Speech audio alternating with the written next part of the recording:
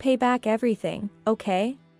Well, if you do that, you'll be begging for welfare in the near future. Be prepared because I'll also demand a share of the assets. I clenched my fist tightly. But I desperately held back my anger and said with a smile. Got it.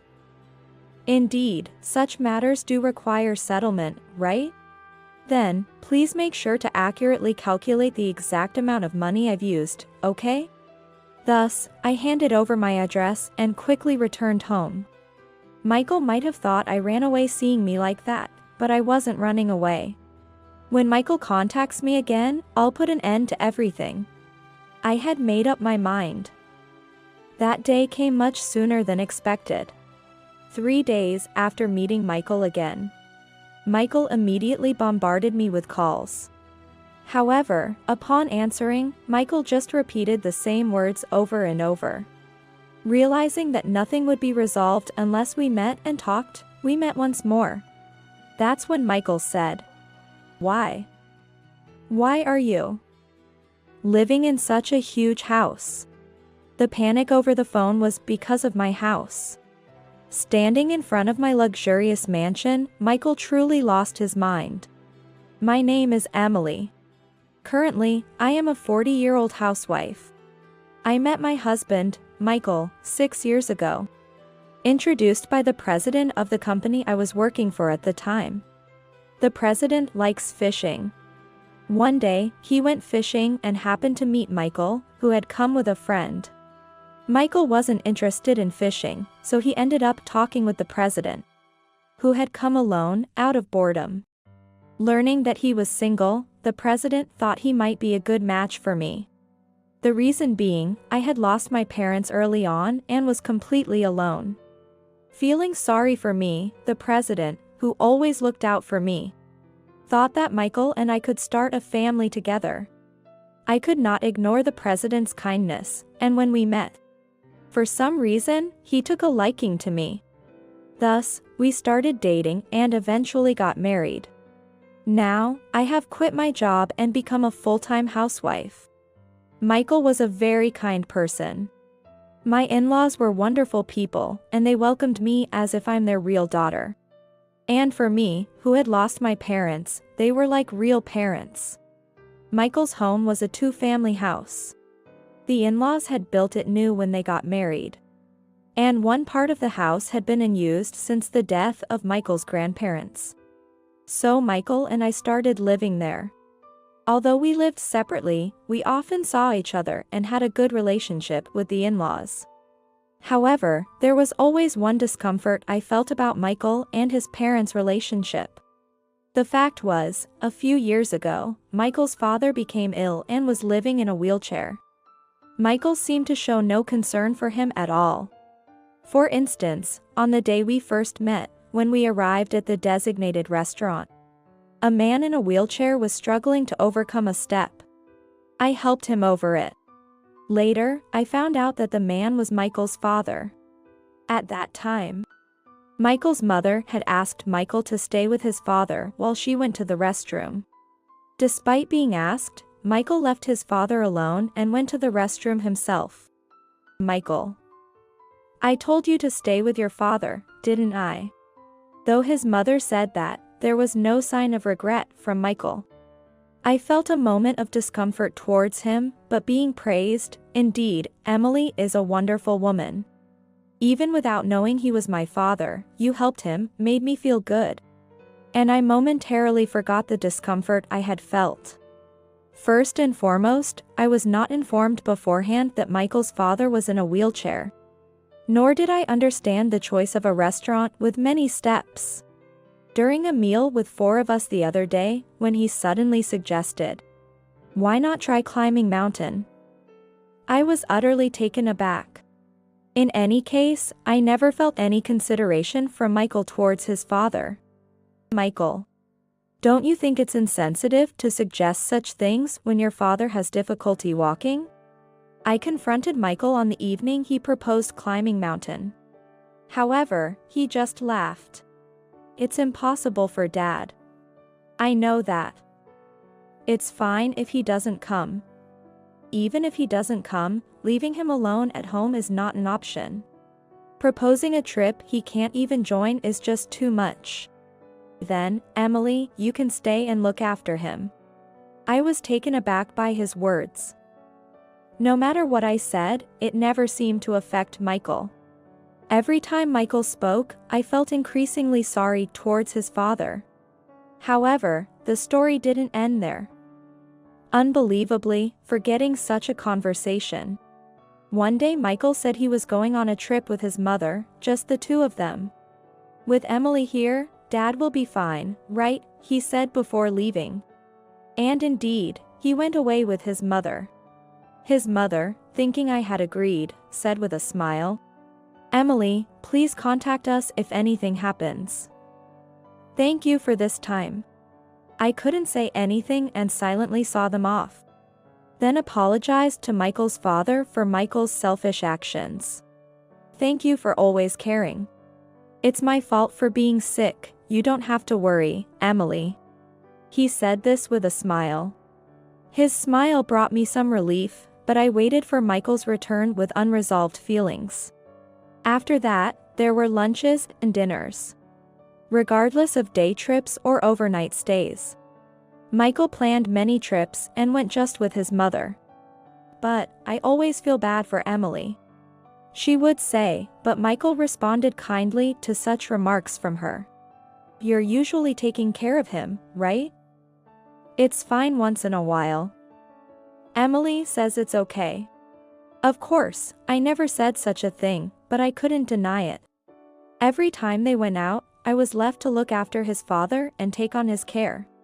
I felt sorry for his father, and he seemed to feel sorry for me too.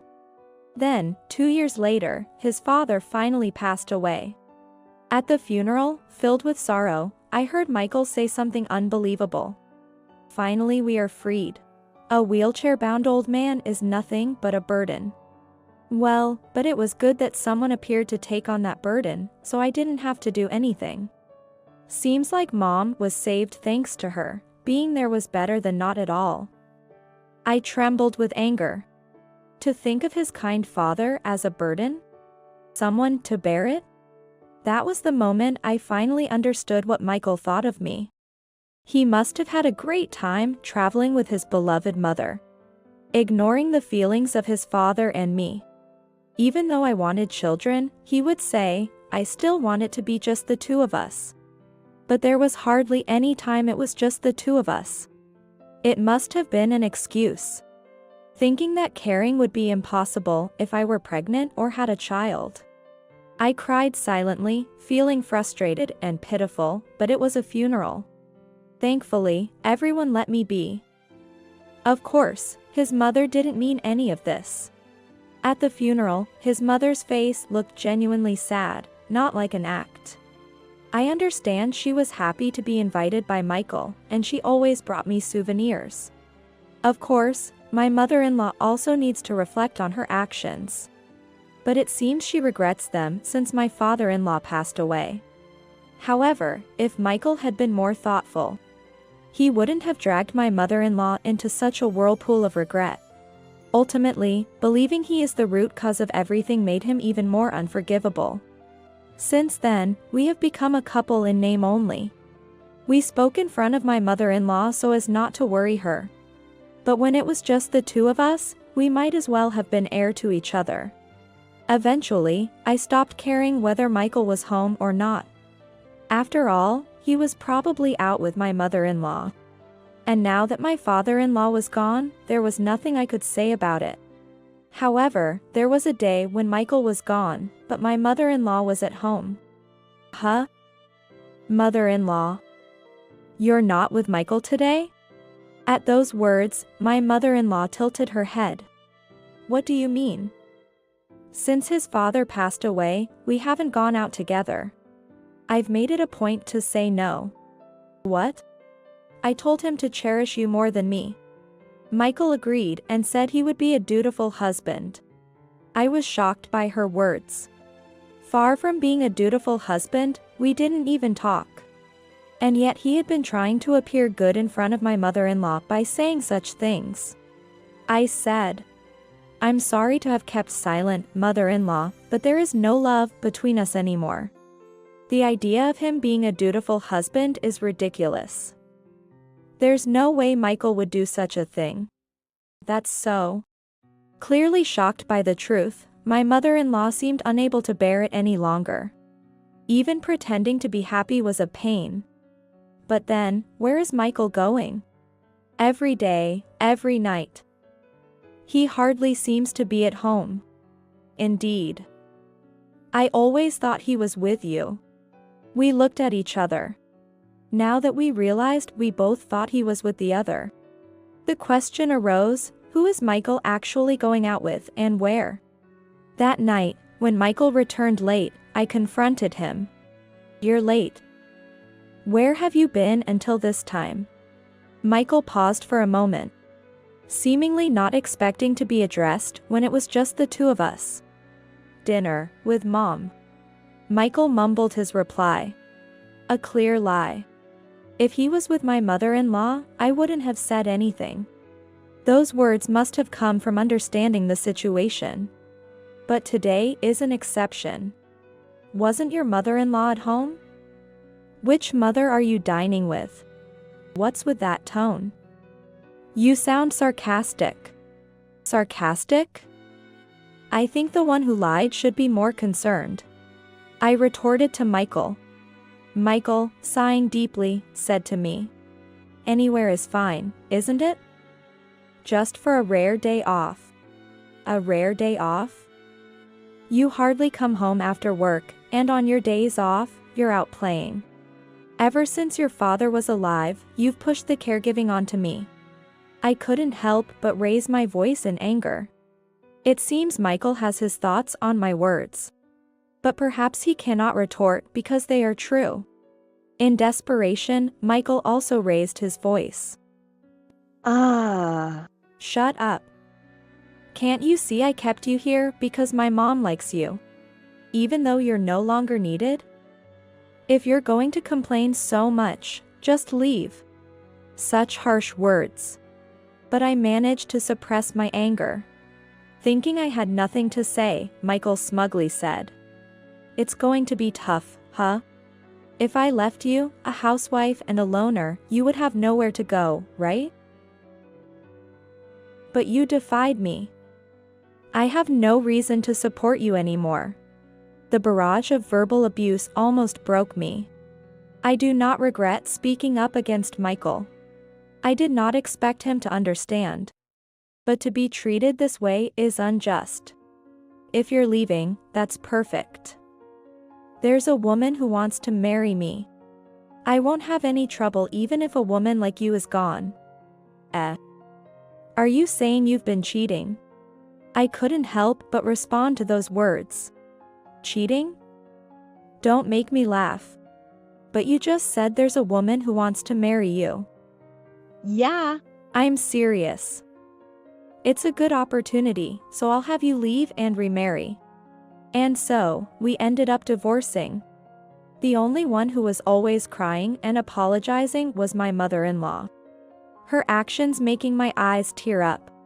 From meeting at 35 to divorcing at 40, I truly wasted precious time. But I decided to start a new life and do my best. A year after the divorce, I finally adjusted to my new life and regained peace.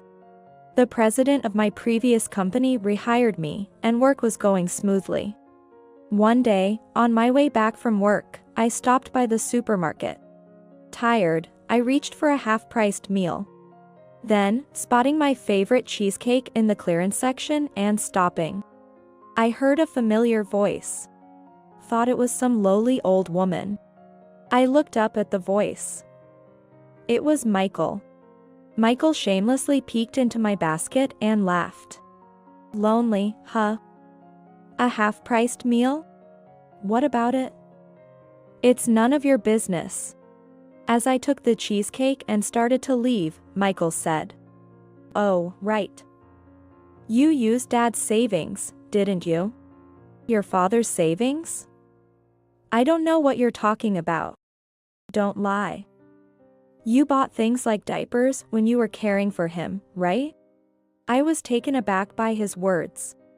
Of course. And I had permission from his parents for that. Despite being asked to purchase this earlier. There's no reason for me to be told such things by Michael now. That is? I tried to retort, but Michael raised the corners of his mouth in triumph. Pay back the full amount, okay? Well, if you do that, you'll be begging for welfare in the near future. I'll also demand a division of property, so be prepared.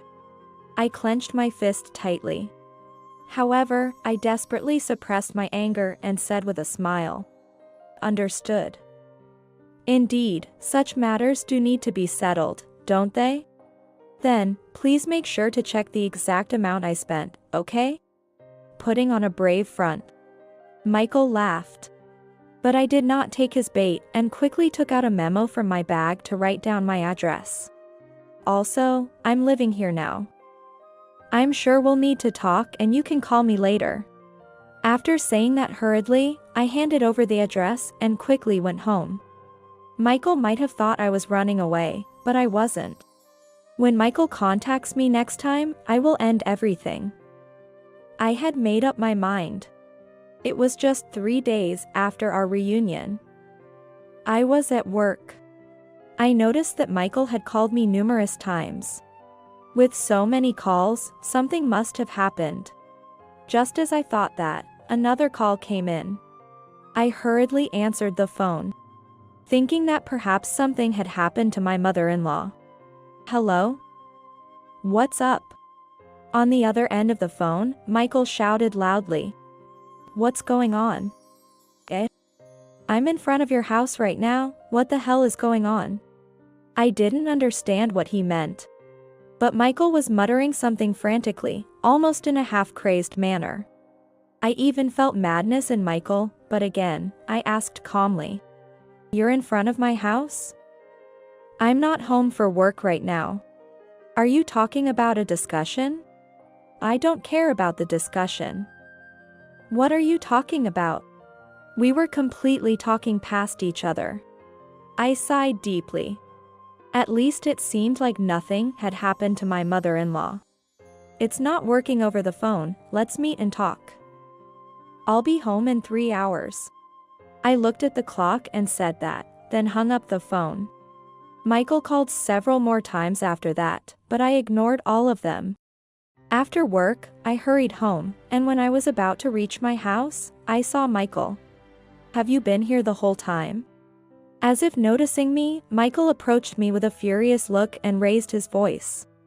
What the hell is this? So, what is it? I can't understand it without a subject. Hearing my words, Michael pointed at my house and opened his mouth again. Why? Are you living in such a nice house? Michael said this, emphasizing the end of his sentence and spitting as he spoke. I instinctively recoiled. Did you run off with Dad's inheritance? What are you talking about? That's not possible. Michael was furious with me, but I simply brushed it off. It's my parents' money. But he seemed not to be convinced. Your parents? Weren't they long gone? Are you saying you lied? Calm down a bit, will you? Listen, this house was built with the real estate income inherited from my parents. Stealing money from your parents is out of the question. Finally, it seemed Michael could grasp a bit of what I was saying and regained his composure. Yes. My parents had indeed passed away early. However, coming from a family that originally owned a lot of real estate, I, being an only child, inherited everything after their death. The real estate income alone amounts to a massive annual sum of $3 million. Without doing anything, money keeps coming in, totaling my assets to tens of millions of dollars. Of course, I could live comfortably without working. But what I desired was something money couldn't buy, the warmth of human relationships. Working was more about experiencing the warmth of sharing lunches with colleagues, or supporting each other through mistakes than the income. being completely alone. If I distanced myself from society just because I had money, I would end up truly alone. During my marriage and time as a homemaker, I was happy to feel the warm parental love of my in-laws. Due to the divorce, I returned to work to maintain my social connections. I explained this to Michael and then added, but if I mentioned having money, everyone would come to me for it. Michael, you liked me without knowing I was such a wealthy person. And that made me genuinely happy. Well, probably because you saw me as a caregiver. That's. After hearing my story, Michael seemed to have calmed down. At the same time, he appeared to regret kicking me out. Though he tried to remain calm, his face was pale, and his voice trembled. But it wasn't that anyone would do. Because you seemed kind, I thought I could leave my father in peace. He made a plausible excuse and nodded as if convincing himself. By the way, I had no idea you had so much money. You should have told me. Tell you, and then what? No, I mean, like managing it or something. Michael desperately seemed to want to get involved with the fortune, but it was too late. I smirked and said, if we had a child, they would have been the heir. Too bad, huh? Michael's regret seemed to deepen at those words, but he still had no reply. To rub salt in the wound, I said, it's late today, can we postpone our discussion? Was it about settling the caregiving expenses during our marriage? Oh. Yeah, that's right. We should settle that properly. Michael, tormented by regret, seemed to find hope in my words and perked up. However, he was about to be thrown back into hell the next moment. I'm so relieved.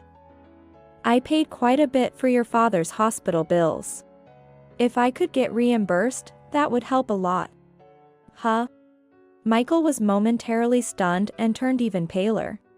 While watching his reaction, I said rapidly, let's see, the hospital bills I covered over 3 years amounted to $10,200. Well, since I did it voluntarily, let's just say $10,000. And then, there was the diaper money from your father's savings that I used, wasn't it? About $1,000, right? So, if you just pay me $9,000 after offsetting, that should do. Finally, I almost laughed at Michael, who had nothing to say. The in-laws said during the caregiving, we can't let you pay for the hospital bills alone, that's too much. I never intended to make them pay. But I knew paying for everything would make my father-in-law feel even more indebted. So, I had them pay just for the diapers from the savings. And he didn't always use diapers. With assistance, my father-in-law could use the toilet too. Despite the diaper cost not being significantly high. Michael's pettiness and nitpicking like this led to the current situation. And about the property division? I'm not sure what property you're talking about. But if anyone should receive anything, it's probably me, the one who was cheated on, right? These words seemed to deliver the final blow, and Michael collapsed on the spot. I'm sorry. Then, he prostrated himself on the ground, but such an act held no value. If you have something to say, we can discuss it at our next meeting. With that, I left Michael crawling on the ground and returned alone to my large mansion. A few days later, I contacted a lawyer. I doubted Michael would cling anymore, but just to be sure, I wanted to sever ties with him completely. The lawyer listened to my story and acted immediately. When I visited Michael's house after a long time, a young woman came out. Who are you? Is Michael here? I'm his ex-wife. Hearing this, she looked at me with disdain before going back inside. Michael came out to replace her. Oh, good. You're here. I couldn't reach you by phone. So I decided to come directly to your house for a discussion, just like you did.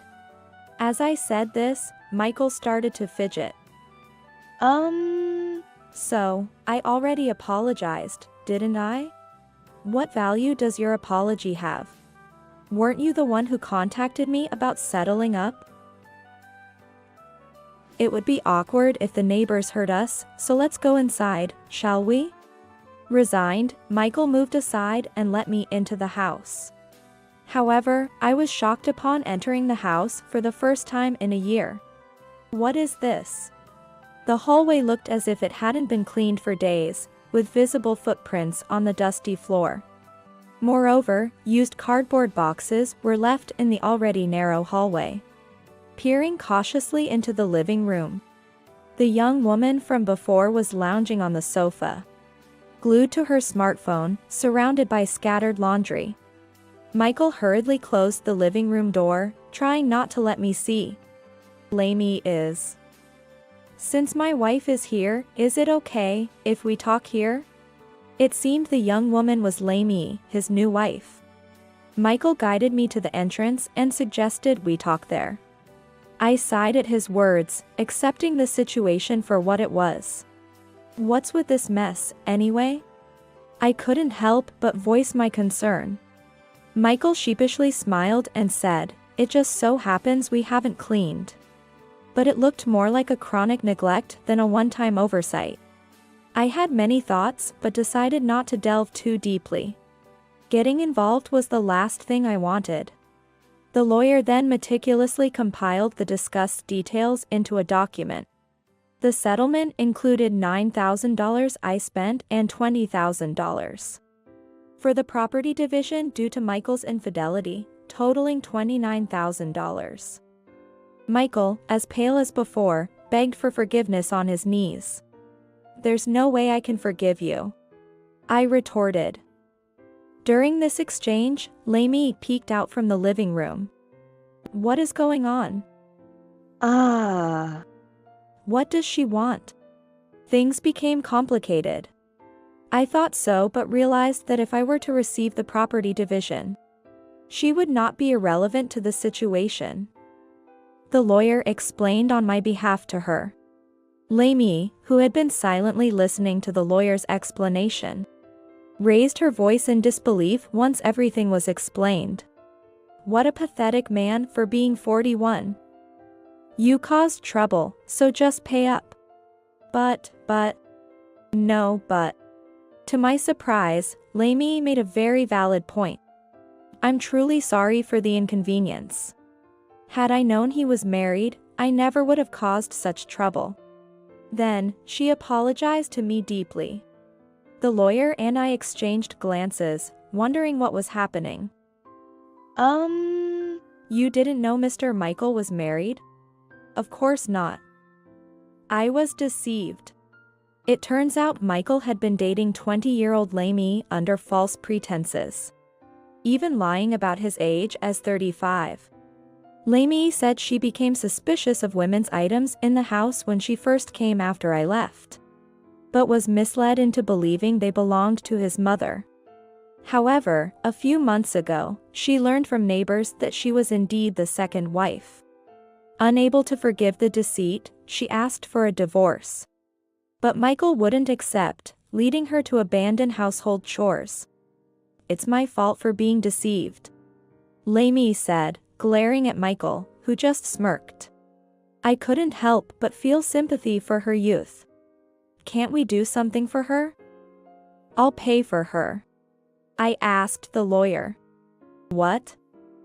That's none of your business. What are you talking about?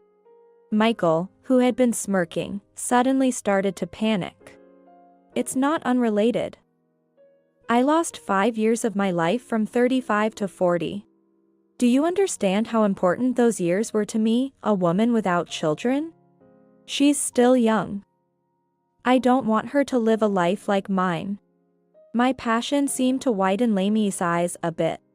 Perhaps her harsh demeanor was due to despair in her life. Understood. The rest is up to Ms. Lamey. The lawyer then looked at her, and she, mustering her voice, whispered, I want a divorce.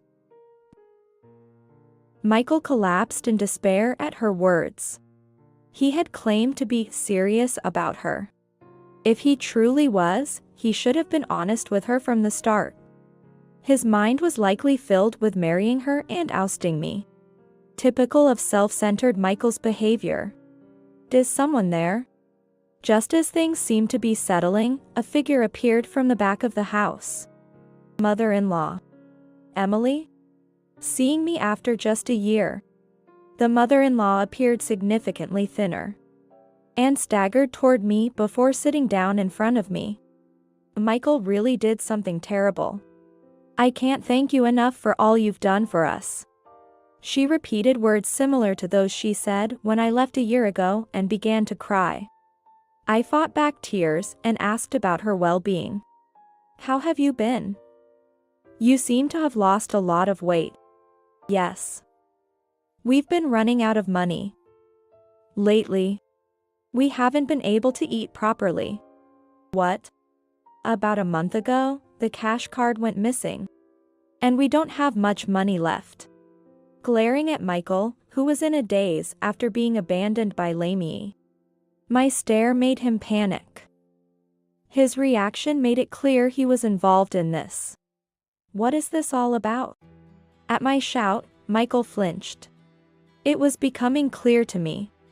Michael must have rummaged through his mother's cash card, suspecting the balance to be lower than he imagined, and jumped to the conclusion that I had embezzled it. That's why he brought up the property division when we met by chance. Never mind. I don't want to hear your excuses.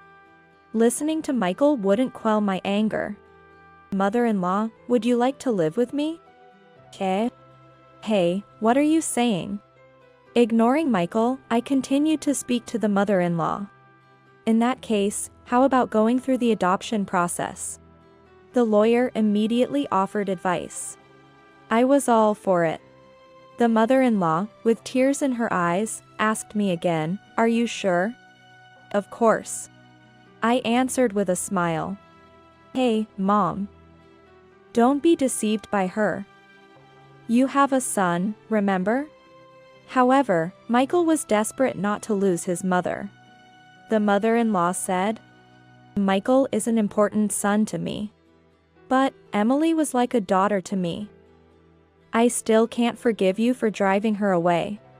Tearing up, the mother-in-law slowly stood up. I'll just go get my things. Then she disappeared back into the house. Leaving Michael dazed at the entrance, the lawyer, the mother-in-law, Lamie, and I left the house. Mother-in-law, please watch your step, I said, taking her hand, and Michael was left speechless. Likely, he had never shown such consideration. Lamie eventually divorced Michael, as informed by the lawyer, who also said Michael had been sued for property division. She offered to pay my lawyer's fees with that division, but I refused. Young as she is, Lamie could surely use the money better for herself. Michael, burdened with paying property division to both of us, couldn't even afford a loan with his salary. I conceded to accept my share in installments, intending to give it to the mother-in-law. Michael would now lead a lonely life, burdened with payments. Perhaps it's best that he focuses solely on working hard. After discussions, the mother-in-law and I went through with an adoption process, giving her a new home and happiness. I'm so glad to have met you, Emily. The mother-in-law's gratitude, ironically thanks to Michael, made me vow to do more good. I decided to use most of my assets to support orphans and young people despairing of life, sharing the happiness I've found in believing that brighter days always come for those who keep living.